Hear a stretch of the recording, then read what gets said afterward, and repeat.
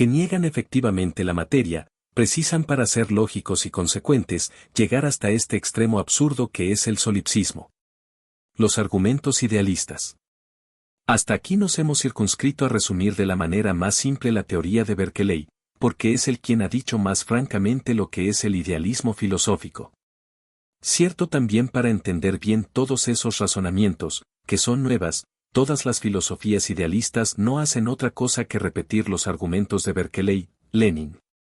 Y también veremos hasta qué punto ha podido infiltrarse en nosotros, a pesar de una educación absolutamente laica, la filosofía idealista, que ha dominado y que aún domina la historia oficial de la filosofía, aportando y trayendo consigo un método de pensamiento del cual estamos impregnados. Más como la base fundamental de los argumentos de todas las filosofías idealistas se hallan insertas en los razonamientos del obispo Berkeley, para resumir este capítulo, vamos a procurar descifrar cuáles son sus principales argumentos y que se empeñan en demostrarnos. 1. El espíritu crea la materia. Sabemos que esta es la respuesta idealista al problema básico de la filosofía, es decir, es la primera forma del idealismo que es verdad que el mundo que se advierte en las distintas religiones en las que se afirma que el espíritu ha creado el mundo. Claro que esta afirmación puede tener dos sentidos. O bien Dios ha creado el mundo y éste existe realmente fuera de nosotros. Y por tanto es el idealismo ordinario de las teologías. O bien Dios ha creado la ilusión del mundo, ofreciéndonos ideas que no conciernen a nada. Este, sin duda, es el idealismo inmaterialista del obispo Berkeley, el cual pretende probarnos que el espíritu es la única realidad, en virtud de que la materia es un producto fabricado por nuestro espíritu. De ahí precisamente, que los idealistas afirman que 2. El mundo no existe fuera de nuestro pensamiento. Esto es lo que Berkeley se empeña en demostrarnos al afirmar que cometemos un gran error si señalamos en las cosas, como propias de ellas, cualidades y propiedades que solo existen en nuestro espíritu. En definitiva, para los idealistas, los bancos y las mesas existen, sin duda, pero únicamente en nuestro pensamiento, y no fuera de nosotros, porque 3. Son nuestras ideas las que crean las cosas. Dicho de otro modo, las cosas son, pues, el reflejo de nuestro pensamiento. Cierto, puesto que es el espíritu el que crea la ilusión de la materia, habida cuenta de que el espíritu es el que infiltra en nuestro pensamiento la idea de la materia, puesto que las sensaciones que experimentamos ante las cosas no proceden de las cosas mismas, sino únicamente de nuestro pensamiento, porque la causa de la realidad del mundo y de los objetos es nuestro pensamiento y, por tanto, todo lo que nos rodea no existe al margen o fuera de nuestro espíritu y solo puede ser el reflejo de nuestro pensamiento. Pero en virtud de que, para Berkeley, nuestro espíritu sería impotente para crear por sí solo sus ideas, y que, por otra parte, no hace lo que quiere, como sucedería si las creara por sí mismo, hay que convenir en que otro espíritu más poderoso es el que las crea. Así Dios es el que crea nuestro espíritu y nos asigna todas las ideas del mundo que encontramos en él. Estas son las principales tesis sobre las cuales se apoyan las doctrinas idealistas y las respuestas que dan al problema fundamental de la filosofía. En el capítulo siguiente veremos la réplica de la filosofía materialista a esta cuestión y a los problemas planteados por todas estas tesis. Capítulo 3. El materialismo. ¿Por qué debemos estudiar el materialismo? Ya hemos visto que, para contestar a este problema, cuáles son las relaciones entre el ser y el pensamiento, solo puede haber dos respuestas, opuestas y contradictorias. En el capítulo precedente, hemos estudiado la contestación idealista y hemos contemplado los argumentos presentados para defender esta filosofía. Ahora nos falta examinar la segunda contestación a este problema fundamental, problema repetimos que se halla en la base de toda filosofía, y ver cuáles son los argumentos que el materialismo presenta en su defensa.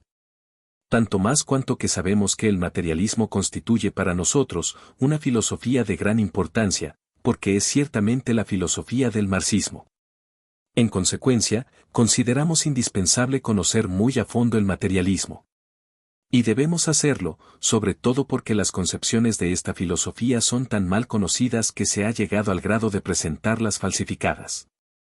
Debemos hacerlo, también, porque, ya sea por nuestra educación o por la instrucción que hemos recibido, primaria o desarrollada, por nuestros hábitos de vivir y de razonar, todos, sin excepción y más o menos sin darnos cuenta, estamos impregnados de concepciones idealistas.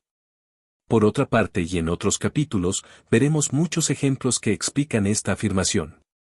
De ahí que sea una necesidad absoluta para todos aquellos que se proponen estudiar el marxismo y conocer su base, el materialismo.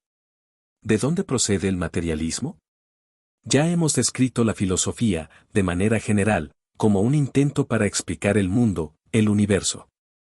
Pero sabemos que, de acuerdo con el estado en que se encuentran los conocimientos humanos, sus definiciones han cambiado y que, en el transcurso de la historia de la humanidad, dos posiciones han tratado de explicar el mundo. Una anticientífica, que se apoya en uno o en diversos espíritus superiores, en fuerzas sobrenaturales; otra, científica que se apoya en hechos y en experiencias. Una de esas posiciones es sostenida por los filósofos idealistas, la otra, por los materialistas. De suerte que, por eso, desde el principio de este libro, hemos dicho que la primera idea que debía sustentarse del materialismo, consiste en que esta filosofía representa la concepción científica del universo. Pues si el idealismo ha surgido de la ignorancia de los hombres y veremos de qué manera se mantuvo la ignorancia, sostenida en la historia de las sociedades por fuerzas que compartían las concepciones idealistas, el materialismo ha surgido de la lucha de las ciencias contra la ignorancia o el oscurantismo. De ahí que esta filosofía haya sido tan combatida y, todavía en nuestros días, en su forma moderna, el materialismo dialéctico, es poco conocida, cuando no ignorada o negada, por el mundo universitario oficial. ¿Cómo y por qué ha evolucionado el materialismo? A la inversa de lo que pretenden los que combaten esta filosofía, y que afirman que esta doctrina no ha adelantado nada desde hace 20 siglos, la realidad es que la historia del materialismo, actualmente nos muestra esta filosofía como algo vivo y siempre en movimiento evolutivo. Con el paso de los siglos, los conocimientos científicos de los hombres han avanzado.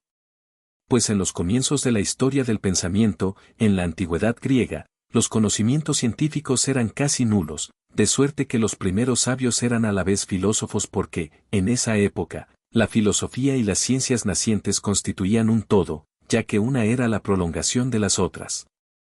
Pero en el adelante, como las ciencias centraban sus precisiones en la disquisición de los fenómenos del mundo, las cuales trataban y hasta se hallaban en contradicción con las de los filósofos idealistas, surgió un antagonismo entre la filosofía y las ciencias. Y como las ciencias estaban en plena contradicción con la filosofía oficial de esa época, fue necesario que se separaran. Por tal motivo, nada es más apremiante para ellos que desprenderse del fárrago filosófico y dejar a los filósofos las múltiples hipótesis para tomar contacto con problemas restringidos, o sea, aquellos que están maduros para una próxima solución. Es entonces cuando se produce esa distinción entre las ciencias y la filosofía. Pero el materialismo nacido con las ciencias, vinculado a ellas y dependiente de ellas ha progresado y evolucionado con ellas, para así llegar, con el materialismo moderno el de Marx y Engels, a reunir de nuevo la ciencia y la filosofía en el materialismo dialéctico. A continuación, estudiaremos esta historia y esta evolución que se hallan vinculadas a los adelantos de la civilización, pero desde ahora constatamos, y es lo más importante de recordar, que el materialismo y las ciencias están vinculados uno a las otras y que el materialismo depende en absoluto de la ciencia. Nos queda, en efecto, señalar y definir las bases del materialismo que atañen por igual a todas las filosofías que, con distintos aspectos, provienen del materialismo. ¿Cuáles son los principios y los argumentos de los materialistas? Para contestar a esta pregunta hay que regresar a la cuestión fundamental de la filosofía, la de las relaciones entre el ser y el pensamiento. ¿Cuál de los dos es el principal? Soy Elma Hilario, directora del canal Perú Camachi Prensa Alternativa. Si te gustó el video, regálame un me gusta. También puedes suscribirte al canal y activar la campana de notificaciones. Si te gustaría apoyar al canal, puedes hacerlo a través de Yape, PayPal o Western Union. Lo que hagamos hoy tendrá eco en la eternidad. Ñuqanchis ruwasqanchis kunan uyarikunqa hanaqpachapi.